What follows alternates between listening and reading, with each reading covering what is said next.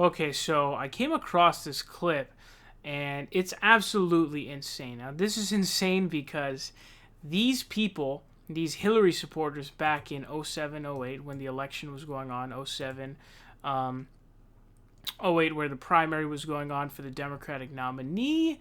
And this is pretty crazy because Hillary supporters sounded very similar to how they do today.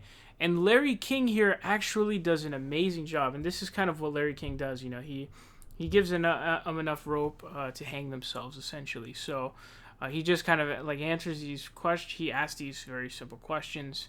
And when these people prove not to be able to answer, it makes them look bad. So this is insane. Get ready for quite a ride. One would gather you favor her policies. Can you draw a line between what policies Obama has that you don't like? Actually, it's more about principle, Mr. King. I was on the campaign trail since last winter, and the way that we were treated as Senator Clinton supporters, it just didn't wash with me. Meaning? Meaning the vitriol in the blogosphere. When I was on the ground, I was harassed verbally. And I'm sorry, we're supposed to be the good guys. We're the Democrats. We do not treat people like that. We certainly don't earn votes that way. So let's say some people in the Obama camp treated you wrong. Is that a reason to have someone elected president whose policies you don't agree with? All I'm saying is that they need to earn my vote. I'm a good Catholic girl from Boston, Massachusetts, and I don't vote on the first date. And Senator Obama is going to have to step up, and it's really not up to Senator Clinton to convert me. He has to do that. I get an email from him just, excuse me? I'm sorry, what does he have to do? Well, he could certainly ask for my vote first. All I get from Senator Obama and the DNC in my email box are solicitations for money. I'd like to actually learn more about him as a person, and I'd like him to ask for my vote and not for a donation.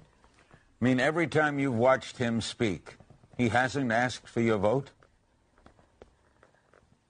Well, I've actually seen him speak live once, and that was in Indianapolis. And actually, he was speaking to a crowd who he felt had already got his vote. He didn't ask me, no, or the Clinton supporters with whom I was standing. So therefore, what you're saying is, Elizabeth, you're open, right? I am a tiny, tiny bit open, but I need to say that my ballot box is pretty closed, especially when I go home and I look at my computer and I see what hate mail I'm going to be getting for talking with you this evening. We're the Democrats. We're the good guys. We're supposed to embrace everyone. And even those people that don't necessarily agree with. So we as Democrats are not supposed to embrace dumb people. Actually, you know, we embrace dumb people to the extent that, you know, we can actually convert them, right? But if you're an unconvertible stupid person because you wear your stupidness as a coat, then you're literally a waste of time by definition, as you see here. This woman is a complete airhead.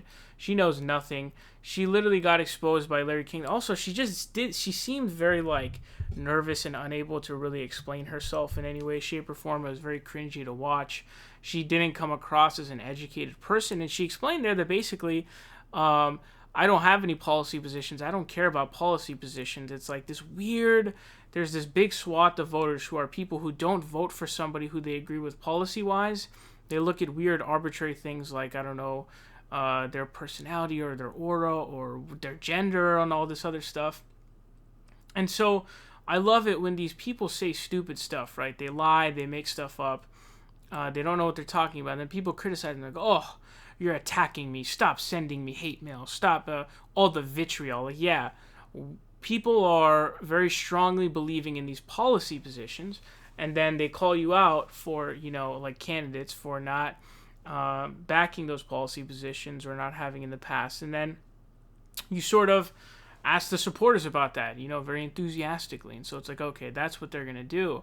And so if you think that you come off strong to literally anybody by going on and saying that, you know, you can't be changed by Obama, there's no policy, there's not a single policy position you can outline, and you think that you're going to, also that you think that, like, what is a candidate going to do? Like, please vote for me or something like that? Like, it's implied that they're asking you for your vote. And she's really just a clown. And there's like half of white women vote for Donald Trump, and then the other half are like people like this, I guess. There are a good chunk of that other half that end up doing stuff like this who are just airheads, which is unfortunate.